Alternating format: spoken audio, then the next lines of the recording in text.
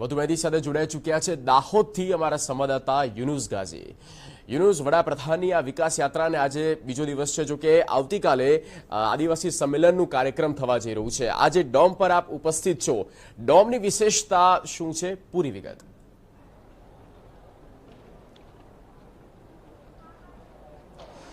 जगदीश, जे विशाળ क्षेत्रफळમાં આ ડોમ બનાવ્યો છે તેની અનેક વિશેષતાઓ છે અને આ જે કાર્યક્રમને લઈને સુરક્ષા વ્યવસ્થા જે સઘન કરવામાં આવેલી છે અને સુરક્ષા વ્યવસ્થાની સમીક્ષા માટે સિનિયર અધિકારીઓ પહોંચ્યા છે। આ 17.98 લાખ ક્ષેત્રફળ ધરાવતો ડોમ છે અને સંપૂર્ણ ફાયરપ્રૂફ બનાવવામાં આવેલો છે। 600 મીટર લાંબા અને 132 ફૂટ પહોળા મેઇન ડોમની વચ્ચે એક પણ થાંભલો નથી અને તેને ટકાવી રાખવામાં આવ્યો છે, તે સૌથી મોટી વિશેષતા છે। જે આ કાર્યક્રમની અંદર અને કાર્યક્રમની આસપાસ જે સુરક્ષા વ્યવસ્થા સંભાળનાર છે તે તમામ સિનિયર અધિકારીઓ અહીં પહોંચી ચૂક્યા છે અને સુરક્ષાની જે આખરી તૈયારીઓ છે તેને આખરી ઓપ આપવામાં આવી રહ્યા છે। Panchmahal range IG MS Bharada આપણી સાથે છે। સાહેબ, કયા પ્રકારની સુરક્ષા વ્યવસ્થા રહેશે અને ખાસ શું આયોજન? આદિજાતિ મહાસંમેલન દાહોદ ખાતે 2,500 થી 3,000 જેટલી જનમેદની એકત્રિત થનાર છે, તો એના માટે 5,500 જેટલી ફોર્સ લગાડવામાં આવ્યો છે। એમાં લગભગ 14 જેટલા એસપી કક્ષાના અધિકારીઓ છે, ડીવાયએસપી કક્ષાના અધિકારીઓ, પીઆઈ, પીએસઆઈ અને એસઆરપી, હોમગાર્ડ, જીઆરડી એ રીતનો ફોર્સ આ મહાસંમેલન સારી રીતે પાસ થાય એના માટે લગાડવામાં આવ્યો છે।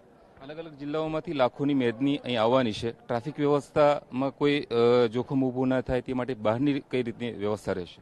એનું પણ સંકલન ઓલરેડી કરી દેવામાં આવ્યું છે। અહીંયા પણ જિલ્લામાં પણ જિલ્લા વાઇઝ કલેક્ટર અને ડીડીઓ શ્રીની ટીમો પણ એમાં સામેલ થયેલી છે અને એ જે તે બસ સાથે બેસીને પણ આવશે અને એનાલાઇઝનીમાં અમારી પોલીસ પણ છે। એ જ રીતે બહારના જિલ્લા જે છે, મહીસાગર છે, પંચમહાલ છે, છોટાઉદેપુર છે અને વડોદરા છે, ત્યાંથી પણ લાઇઝનિંગમાં વહીવટીતંત્રના જે કર્મચારીઓ છે એમની સાથે અમારા પોલીસના પણ કર્મચારીઓ લાઇઝનિંગમાં છે અને રસ્તા પર પણ ક્રેનોના જે કંઈ સુવિધા કરવાની થાય, કોઈ વાહન બગડી જાય તો એને હટાવવા માટેની જે વ્યવસ્થા છે એ પણ બધી ટીમો સાથે સંકલન કરીને કરી દેવામાં આવ્યું છે કે જેથી કરીને કોઈ પ્રોબ્લેમ ન થાય। આવતીકાલે કાર્યક્રમના સમયે આ સ્થળે કયા પ્રકારનો બંદોબસ્ત રહેશે, કેટલા અધિકારીઓ ઉપસ્થિત રહેશે?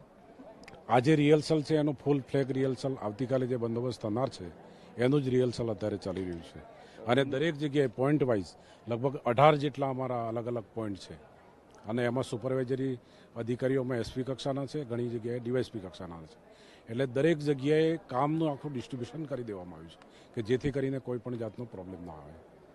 ધન્યવાદ। આ તો Panchmahal range IG MS Bharada જે પ્રકારની સુરક્ષા વ્યવસ્થા ગોઠવવામાં આવેલી છે કાર્યક્રમના સ્તરે, આવતીકાલે જ્યારે કાર્યક્રમ થશે ત્યારે પણ અને આસપાસના સમગ્ર વિસ્તારોની અંદર પણ લોખંડી સુરક્ષા વ્યવસ્થા રહેશે અને અત્યારે આપ જોઈ રહ્યા છો કે જે સિનિયર અધિકારીઓ આવા બંદોબસ્ત માટે જે અનુભવી અધિકારીઓ છે, રેન્જ આઈજી ઉપરાંત જે આઈજી સુભાષ ત્રિવેદી સહિતના સિનિયર જે અધિકારીઓ છે તેઓ અહીં પહોંચી ચૂક્યા છે અને આજે આ સમગ્ર બંદોબસ્તનું રિહર્સલ કરવામાં આવશે। જો ડોમની વાત કરવામાં આવે ને તો ડોમના દ્રશ્યો બતાવવાની કોશિશ કરીશ। લાખોની સંખ્યામાં લગભગ 3.25 લાખ લોકો બેસી શકે તેવી વ્યવસ્થા ઊભી કરવામાં આવેલી છે। સંપૂર્ણ ફાયરપ્રૂફ આ જે ડોમ છે તે બનાવવામાં આવેલો છે। 600 મીટર લાંબા અને 132 ફૂટ પહોળા મેઇન ડોમની વચ્ચે એક પણ થાંભલો નથી, એ સૌથી મોટી વિશેષતા છે। આદિવાસી મહાસંમેલનમાં જે સહભાગી થવા માટે જે લોકો મોટી સંખ્યામાં આવવાના છે ત્યારે કોઈ અવ્યવસ્થા ન સર્જાય તે હેતુસર તમામ પ્રકારની વ્યવસ્થા ગોઠવવામાં આવેલી છે। પોલીસ તથા જે સ્થાનિક પ્રશાસન છે તેઓ દ્વારા તમામ પ્રકારની વ્યવસ્થા ગોઠવવામાં આવેલી છે। સાથે જ દાહોદ જિલ્લા ભાજપના અગ્રણીઓ અને મધ્ય ગુજરાતના જે ભાજપના અગ્રણીઓ છે તેઓ પણ જે કાર્યકર્તાઓ અને મેદની ઉપસ્થિત રહેવાની છે તેઓને આ ડોમ સુધી પહોંચાડવા માટેની જરૂરી વ્યવસ્થાઓમાં લાગેલા છે। બિલકુલ યુનુસ, આભાર આ તમામ માહોલથી અવગત કરવા બદલ। તો વિશાળ ડોમ બનાવવામાં આવ્યો છે, લાખોની જનમેદની ત્યાં બેસી શકે તે માટે એક મોટી અલાયદી વ્યવસ્થા કરવામાં આવી છે।